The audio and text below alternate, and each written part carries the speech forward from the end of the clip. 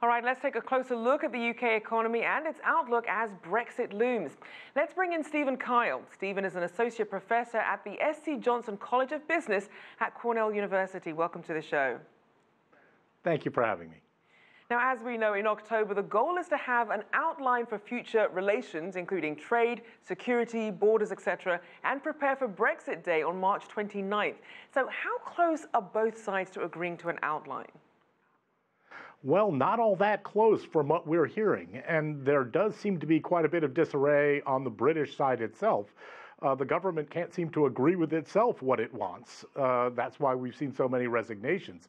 So there is a real possibility that they get to next March and don't have an agreement at all. So what would you say are the biggest sticking points? Well, the British side wants to have some of the better aspects of being in the European Union, some of the trade deals and access to the markets, and it doesn't want some of the other things that they didn't like, some of the immigration details and subsidies to Brussels. But it's difficult to untangle the package deal. And the problem they're having is that the package deal is, according to most economic estimates, a good thing for the UK. So you may get some of what you want by leaving, but you're going to lose also. And it's hard to really figure out how they're going to square this circle. So once the March 29th deadline does come around and the Brexit transition period kicks in, what do you think we can expect during that time? Well, if uncertainty about Brexit is a drag on the economy right now, the actual fact of having it is going to be probably quite a bit worse. What will happen is that the trade with the European Union, the access to their market, will revert to that which countries like the United States have now.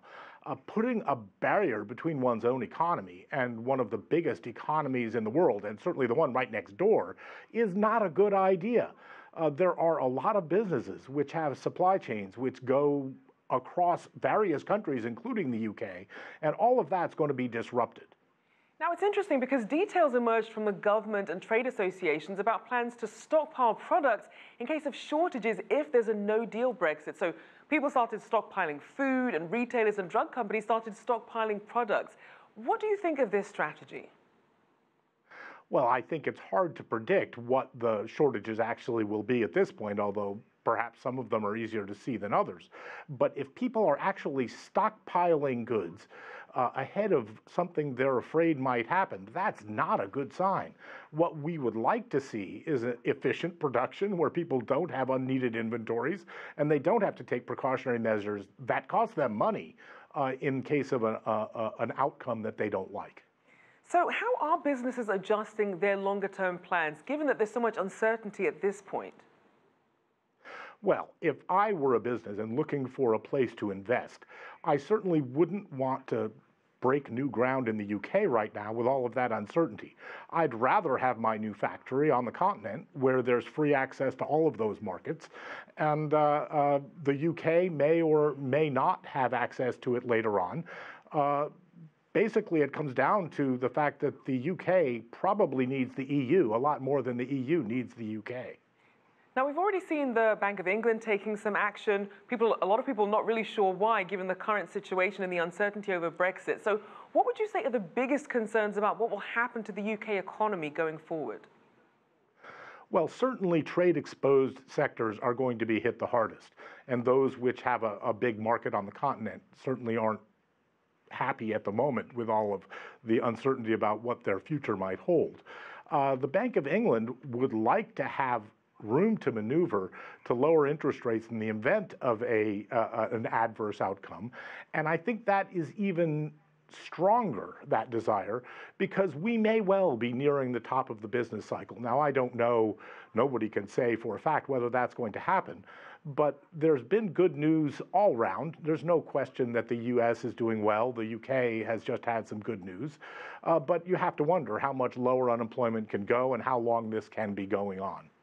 So given that, just quickly, if you had to give your outlook for the UK's economy for the short and longer term, what would you say that would be?